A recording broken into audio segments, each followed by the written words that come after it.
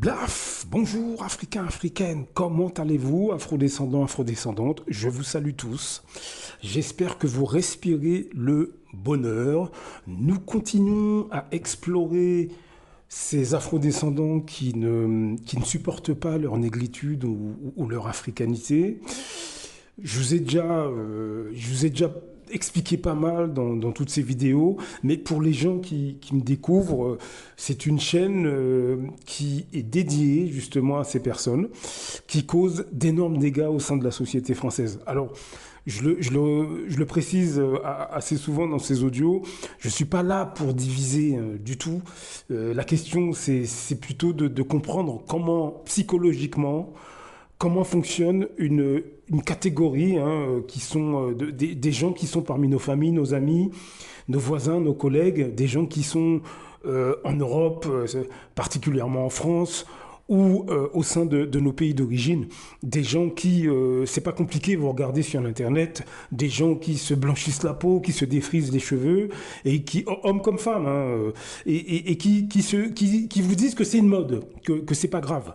Il faut comprendre que les gens que je décris dans ces audios vont très loin dans le sentiment anti-race noire. Nous sommes à une époque où le racisme, etc., est critiqué. Le RN, dans quelques jours, ça va être les élections et on saura si le RN finalement a gagné ou pas. Mais en tant qu'afrodescendant, en tant qu'Africain, on ne peut pas admettre que beaucoup d'entre nous qui, au quotidien, combattent ces questions de racisme, on ne peut pas admettre qu'un certain nombre des nôtres le pratiquent à l'intérieur de nos communautés. Vous avez toute une propagande venant justement de Noirs français, que ce soit des gens d'origine africaine, des gens d'origine antillaise. On connaît toutes les îles, on connaît les pays d'Afrique francophone, mais aussi des Noirs réunionnais, des Noirs... voilà. Toute cette, dans tout le monde noir, nous avons cette catégorie de personnes qui veulent nous convaincre que sur ces questions-là, il faut pas débattre. Ce sont des gens qui... alors, j'ai déjà parlé des caractéristiques, vraiment pour repérer ces personnes. Donc, ce sont des gens qui, dès qu'un afrodescendant aborde des sujets importants visant à un petit peu essayer d'expliquer ou bien de débroussailler, je dirais, l'information concernant son pays d'origine, vous avez une vague de Noirs français bien intégrés, accent parisien, ils sont amateurs pour certains, pour beaucoup d'ailleurs, de musique afro-américaine. Ils aiment le jazz, le rap, le gospel. Ils aiment tout ce qui se passe chez les Noirs américains, mais sauf la politique. C'est-à-dire qu'ils aiment l'amusement, la rigolade, danser, clips vidéo, le gospel, le jazz, le rap, ou la musique jamaïcaine pour d'autres.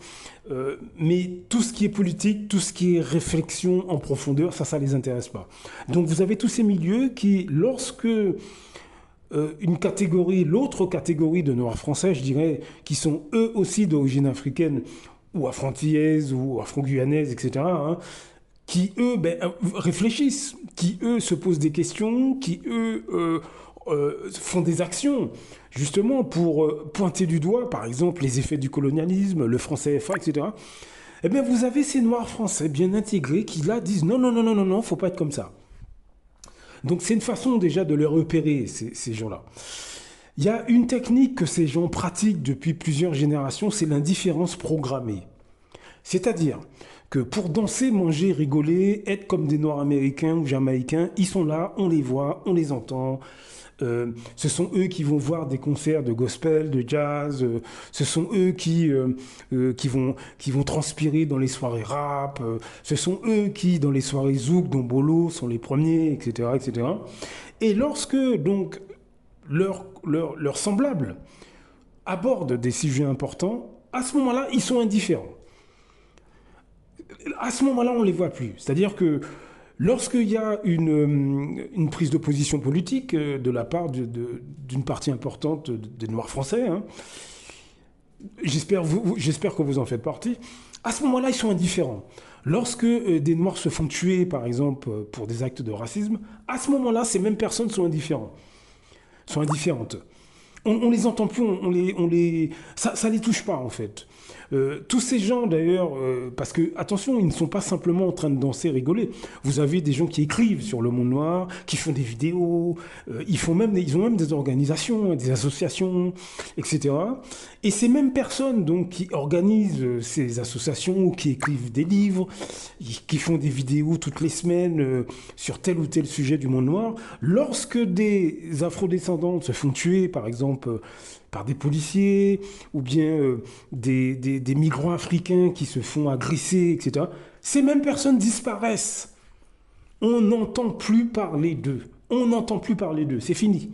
À ce moment-là, non seulement il finit danser, manger, rigoler, tout ça, on oublie, mais tout ce côté, comment dirais-je, tout le bruit qu'ils font, tout le blabla qu'ils font sur les cultures noires, etc., on les entend plus, ils disparaissent, et là, ils sont enfermés chez eux, ils se cachent sous une table. Enfin, ça, c'est mon interprétation. Hein. Donc, nous avons ces gens, finalement, qui aiment danser, manger, rigoler, le monde noir, c'est bien, ils sont habillés comme des rappeurs pour les plus jeunes, pour les plus âgés, vous les voyez dans les concerts de jazz, bref, c'est une espèce de pseudo-élite black pour certains, hein, qui se sent vraiment au top, par exemple, hein, lorsque il y a des organisations qui essaient de promouvoir, par exemple, hein,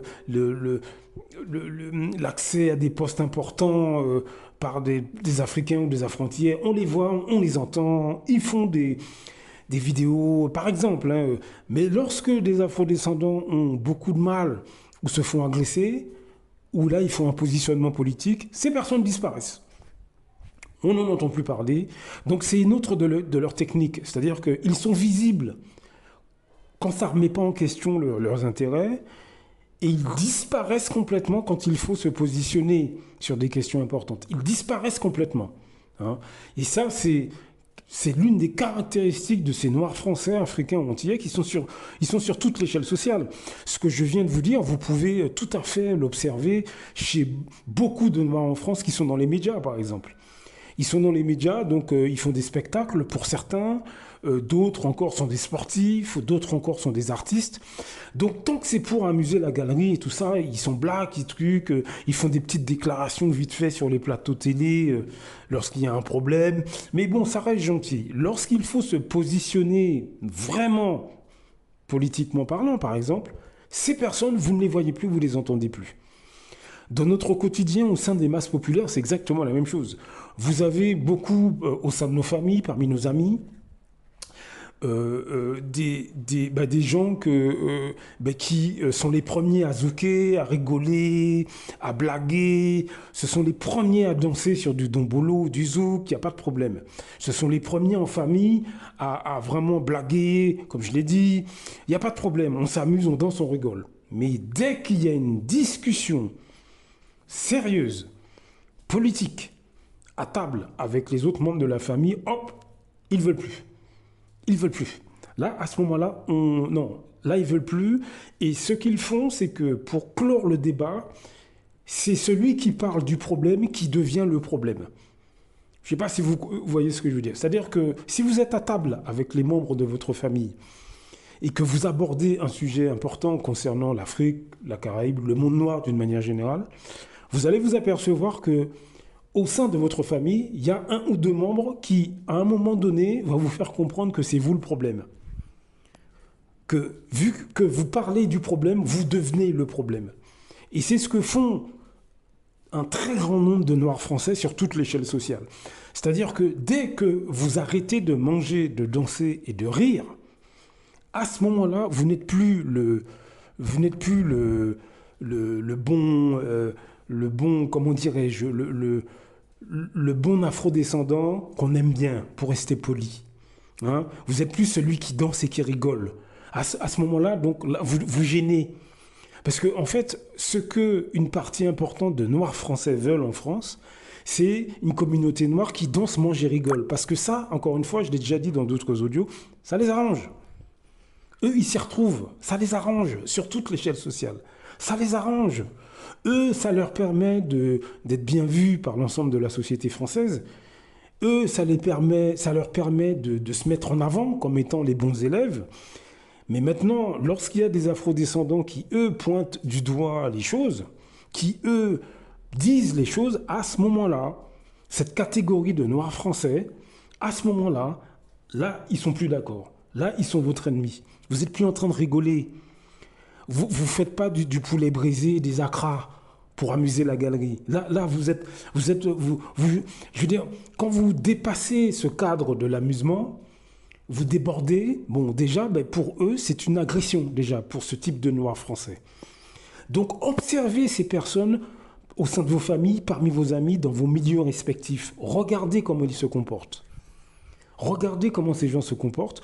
Vous allez découvrir que ces afrodescendants-là sont complètement anti-race noire. Ce qui les arrange, eux, c'est que la population, nos semblables, dans nos pays d'origine ou dans les pays d'Europe, notamment en France, ben, ce qui les arrange, c'est que qu'on se tienne tranquille, qu'on fasse pas de vagues. Et pourquoi ils sont comme ça? Tout simplement parce qu'ils nous voient comme des riens. C'est ça que j'ai découvert pendant toutes ces années.